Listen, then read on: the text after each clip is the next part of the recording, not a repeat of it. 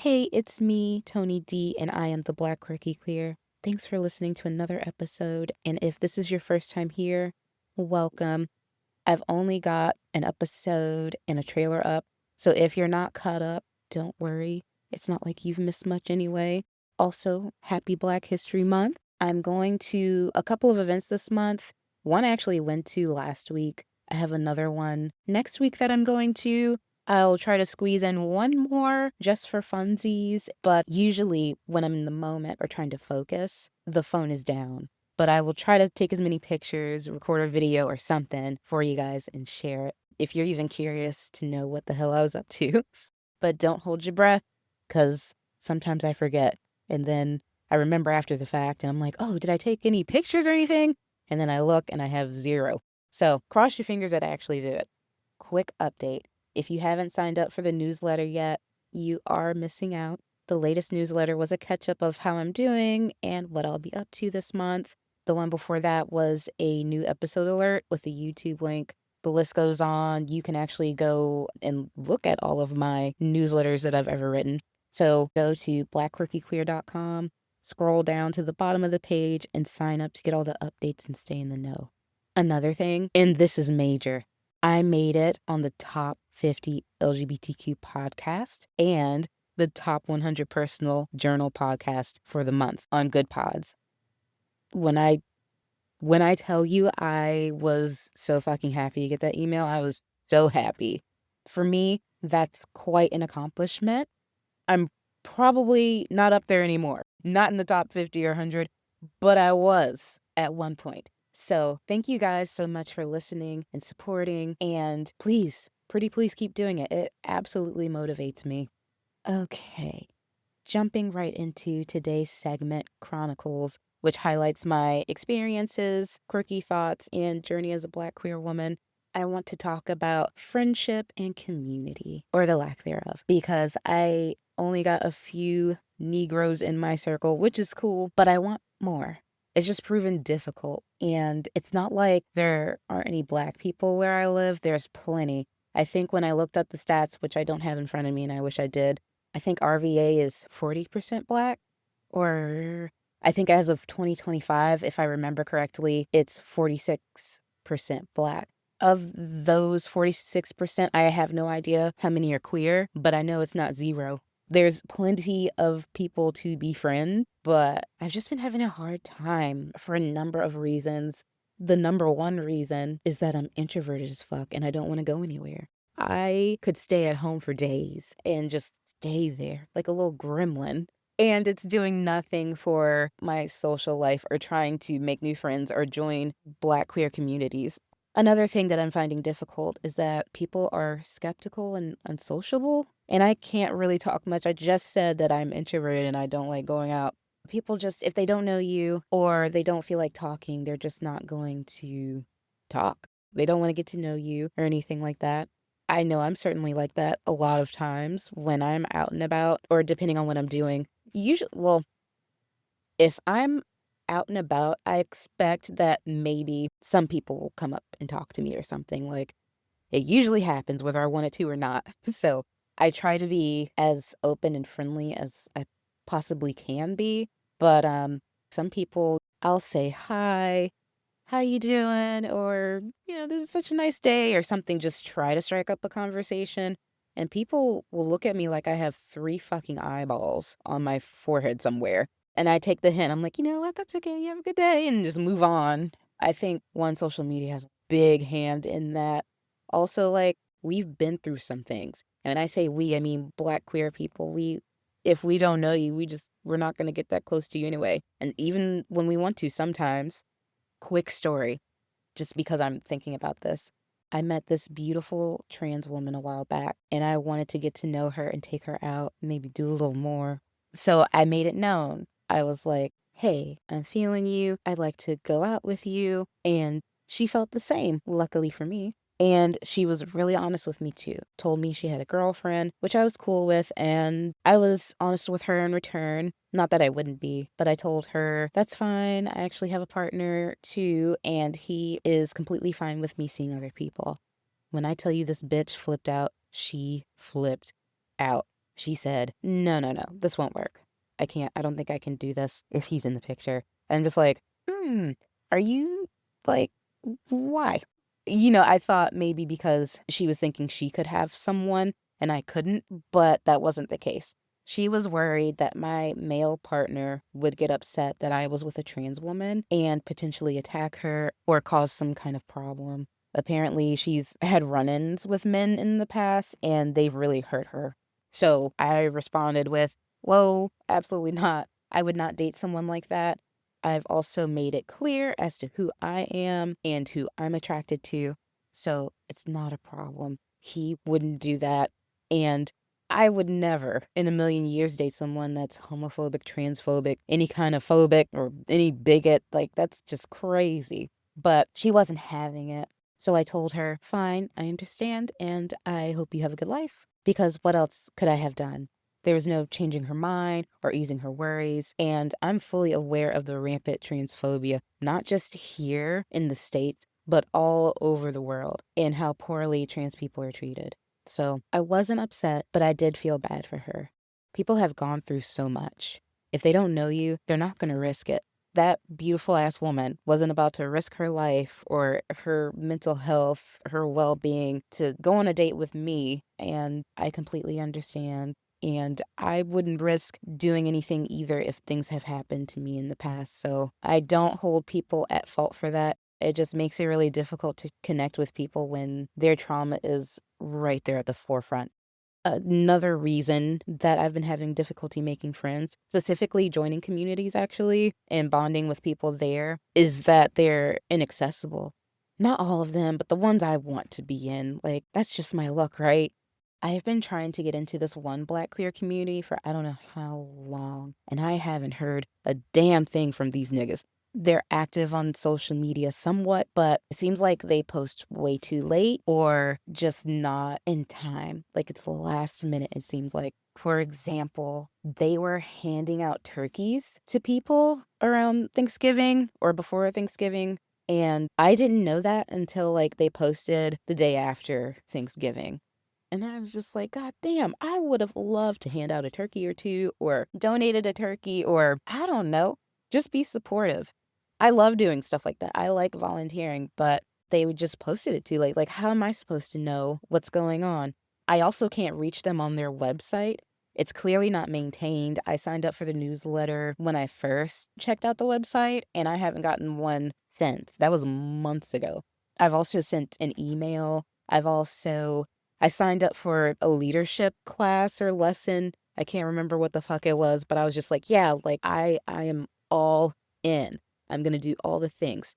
It's just been crickets. And it's frustrating because it seems like there's an organization out there that I could totally be a part of. I totally want to do things, but it's just hard to connect with these people because they don't keep up with their shit.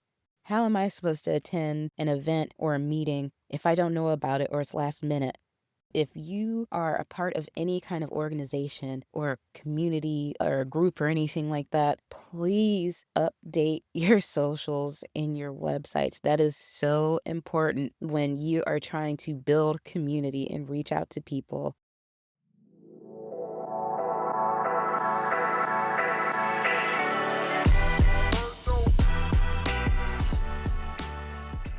Hey, it's me, Tony D. Thanks so much for tuning in. It really means a lot to me. If you like what you've heard so far, please consider supporting the Black Quirky Queer by donating any amount that you're able to. It would help with maintenance fees, such as domain renewal, web and podcast hosting, and security features to protect everyone's data, booth booking fees, as I need to record somewhere, and it will give me the boost I need to create more content. Not to mention, this helps increase Black LGBTQ+ visibility, something we absolutely need. So go to blackquirkyqueer.com/support to show some love and donate. One other thing, I recommend signing up for the newsletter to stay up to date on all the things. Go to the blog, blackquirkyqueer.com, scroll to the bottom of the homepage, and type in your email, or you can just click on the link in the episode description. It's just that easy. Thanks so much for your support. Let's get back to the show.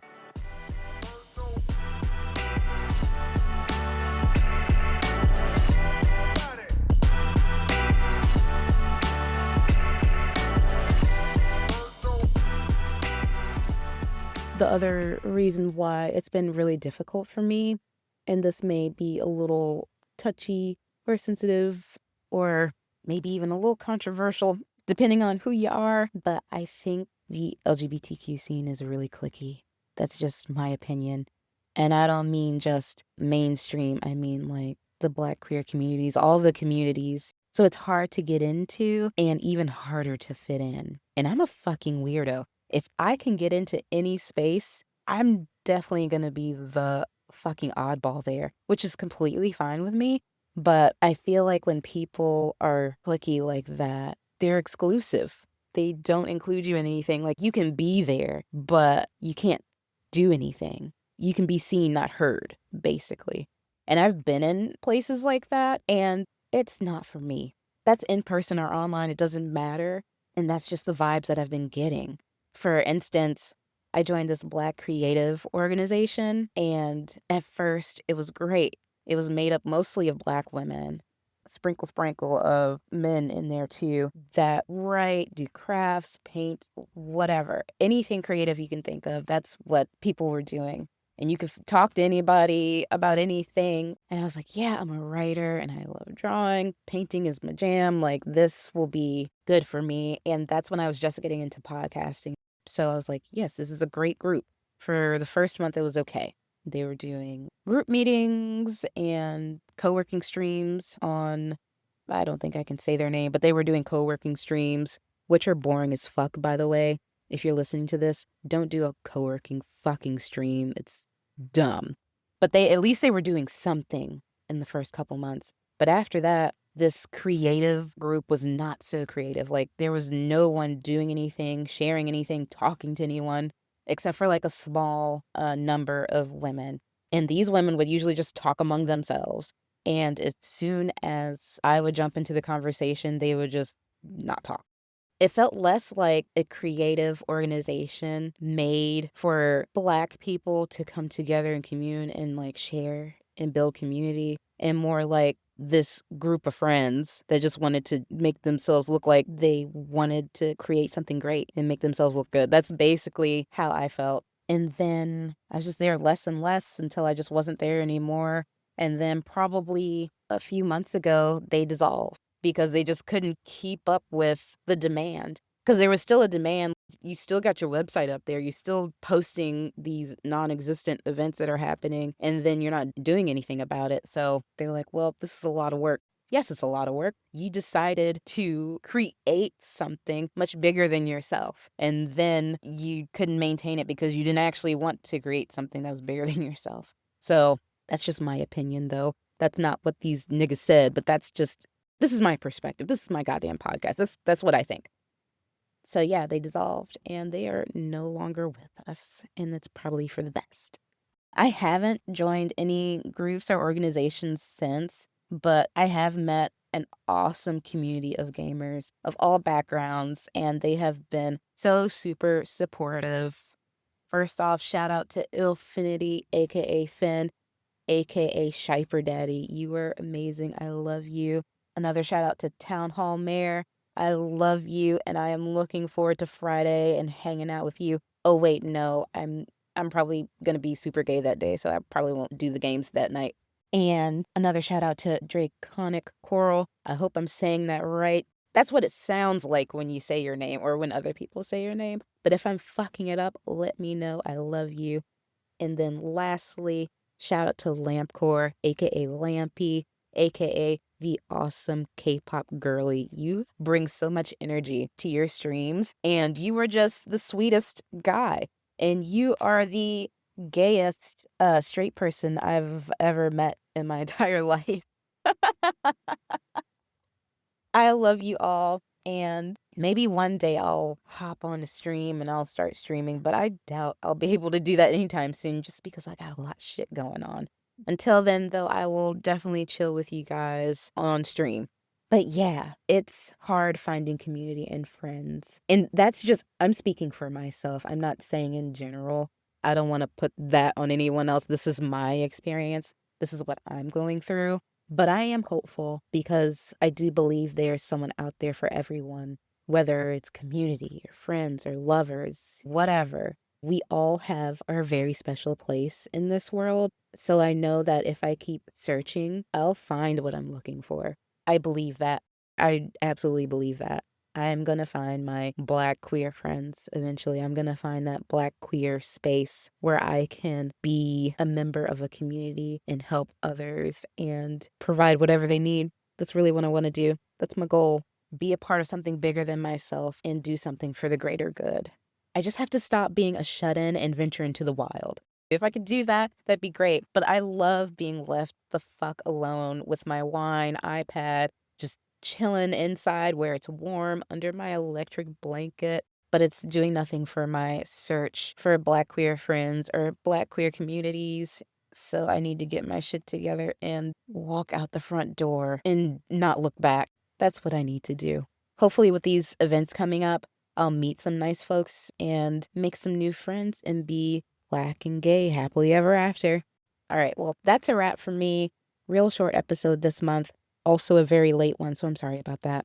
Follow me on Tumblr, Blue Sky, and Instagram at Black Quirky Queer. That's all lowercase, and YouTube at The Black Quirky Queer.